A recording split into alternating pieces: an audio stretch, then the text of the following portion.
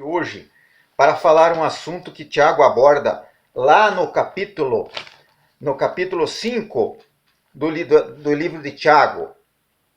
Nós temos que entender que o conflito de classe, o conflito social, a exploração alheia, a exploração dos reis, dos príncipes de Israel sobre a população, ela se prolongou toda a história do povo de Deus. No Antigo Testamento, da narrativa isso, da exploração dos mais fracos.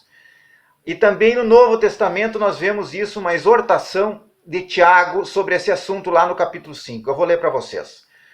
Sob a epígrafe de Deus condena as riquezas mal adquiridas e mal empregadas. Atendei agora, ricos, chorai lamentando por causa das vossas desventuras que vos sobrevirão. As vossas riquezas estão corruptas e as vossas roupagens comida de traça. O vosso ouro e a vossa prata foram gastos de ferrugem, e a ferrugem há de ser por testemunho contra vós mesmos, e há de devorar como fogo as vossas carnes e tesouros acumulados nos últimos dias. Eis que o salário dos trabalhadores que ceifaram os vossos campos e que por vós foi retido com fraude, está clamando, e os clamores dos ceifeiros penetraram até os ouvidos do Senhor dos Exércitos. Tendes vivido regaladamente sobre a terra, tendes vivido nos prazeres, tendo engordado o vosso coração em dia de matança. Tendes condenado e matado o justo, sem que ele vos faça resistência. Então é o Senhor Deus que defende o mais fraco. Deus ama a todos. O Senhor, ele não faz acepção de pessoas. Não existe pobre, rico, alto, baixo, gordo, magro. Não existe nenhum tipo de diferença para Deus. O amor de Deus é igual a todos. Deus quer a todos. Deus quer o bem, quer a evolução, quer a salvação de todos indistintamente. Deus não faz discriminação. Deus é um Deus de justiça, é um Deus de amor. E aqui ele está falando que há realmente injustiça social em Israel. Há injustiça como houve no Antigo Testamento.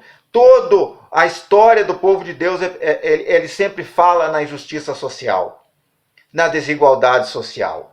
E aqui ele está falando justamente, Tiago, sobre aqueles ricos que eles fazem a sua fortuna à custa da corrupção, à custa da exploração dos mais pobres, dos mais fracos, retendo o salário, deixando de pagar o salário dos trabalhadores que para eles prestaram serviço. E esses ricos têm uma vida regalada, uma vida de prazeres, enquanto aqueles trabalhadores que não receberam o salário, eles passam necessidades e continuam clamando a Deus. E Deus, através do apóstolo Tiago, que esse apóstolo é meio irmão de Jesus, diz a tradição que ele é meio irmão de Jesus e foi o primeiro presbítero da igreja. Através dele, o apóstolo Tiago vem tratar dessa questão sensível que também permeia a Palestina no século I. Nós vamos entender isso também lá em 24, Deuteronômio 24, capítulo 24, verso 15. Lá em Levíticos 19, verso 13, capítulo 19, verso 13. Deuteronômio 24, verso 15, fala que não pode reter o salário do trabalhador até o pôr do sol, até do jornaleiro. Então, Deus prima pela dignidade do próximo, pela igualdade, pelo amor ao próximo, por não passar necessidade. São leis humanitárias dadas pelo Senhor através do livro de Deuteronômio. São leis que vêm trazer a proteção do povo de Deus. E isso estava sendo violado, estava sendo não observado por pessoas ricas que estavam fazendo patrimônio em cima da exploração, enquanto os outros estavam passando necessidade, porque não recebiam o salário, prestavam o serviço. Diz aqui Tiago, ó, verso 4 do capítulo 5. Eis que o salário dos trabalhadores que ceifaram os vossos campos e por vós foi retido com fraude está clamando, e os clamores do ceifeiro penetraram até os ouvidos do Senhor dos Exércitos. Então Deus é um Deus de amor, um Deus de justiça. Ele não quer seus filhos passando necessidades e havendo exploração de um sobre o outro, um enriquecendo em prazeres e o outro passando necessidade porque não recebe o salário que lhe é devido. Nós vemos essa observação também lá no livro de Ezequiel, capítulo 45 do profeta Ezequiel, fala a mesma coisa. Vamos ver. Ezequiel, capítulo 45, verso 9. Assim diz o Senhor Deus: basta, ó príncipe de Israel, afastai a violência e a opressão e praticai juízo e justiça.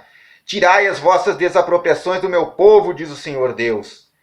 terei balança justa, efa justo e bato justo. Então havia essa exploração dos príncipes também, das autoridades, sobre aqueles mais fracos, mais pobres. Nós temos uma narrativa típica lá no 1 Reis, capítulo 21, que trata da história de Nabote. Nabote era uma pessoa que tinha uma vinha próximo ao palácio do rei. Havia dois, o rei Acabe e a rainha Jezabel. E o profeta Elias, é justamente o profeta Elias que naquela época oficiava da parte de Deus. Então Acabe, o rei da Samaria, ele queria tomar posse, ele cobiçava uma vinha que pertencia a uma pessoa humilde que morava próximo ao seu palácio, chamado Nabote. Então ele ofereceu a Nabote uma outra área de terra em outro lugar. Nabote não aceitou, ofereceu dinheiro, ofereceu comprar essa vinha, também Nabote não quis vender, porque era herança que ele tinha recebido do pai dele e não ia vender, da família dele ele não iria vender. Então a rainha Jezabel viu que Acabe estava triste, não comia pão, e estava voltado com o rosto na cama, diz aqui o verso 4 do capítulo 21, ela tomou uma providência, ela juntou os anciões da cidade, os homens da cidade, os anciões e os nobres, e forjaram uma falsa acusação lá, um falso testemunho contra esse Nabote. Então, aqui diz aqui no verso 13 do capítulo 21, então vieram dois homens malignos, sentaram de frente dele, do Nabote, e testemunharam contra ele, Nabote, um falso testemunho, perante o povo, dizendo, Nabote blasfemou contra Deus e contra o rei. Então eles inventaram esse testemunho, dois homens, dizendo que Nabote tinha blasfemado contra Deus e contra o rei, e em face disso Nabote foi condenado à morte.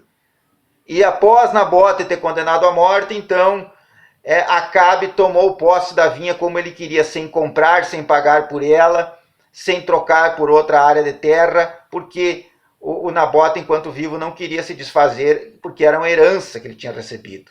Mas Deus viu isso e através do profeta Elias, Deus falou a sua sentença contra Nabote, contra o rei Acabe.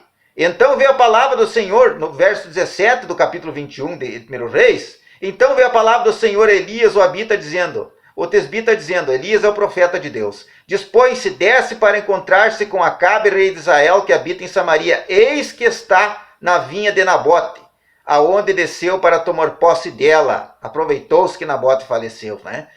Falará dizendo, assim diz o Senhor, mataste e ainda por cima tomaste a herança? Dir-lhe-á mais, assim diz o Senhor, no lugar em que os cães lambem o sangue de Nabote, cães lamberão o teu sangue, o teu mesmo. Então é um Deus que zela pelo mais pobre, pelo mais fraco, aqueles que não tem ninguém por eles, Deus está por eles, através dos profetas, como foi o profeta Elias, como foi o profeta Ezequiel, como foi escrito na lei de Deus, lá em Deuteronômio, no livro de Deuteronômio, que é o Decálogo, um dos livros do Decálogo, na lei do Senhor, lá no livro de Levíticos 19:13, Deuteronômio 24:15, Deus faz advertência séria sobre esse assunto. Então nós temos que entender que aqui o ensino de Tiago no Novo Testamento, na Palestina do século I, não é diferente do que vinha ocorrendo ao longo da história de Israel e que motivou inclusive o cativeiro e o sofrimento. Então o sofrimento